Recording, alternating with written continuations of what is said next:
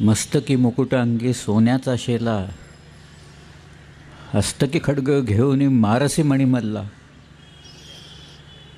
कैलासाची प्रतिमा जेजुरीचा किल्ला, बैसोनिया रक्षसी दक्षिणाचा इल्ला.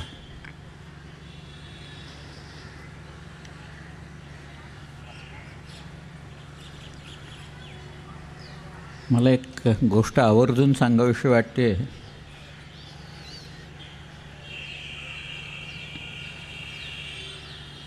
सावरकरांनी मॅझिनीच्या पुस्तकाचा मराठी अनुवाद केला.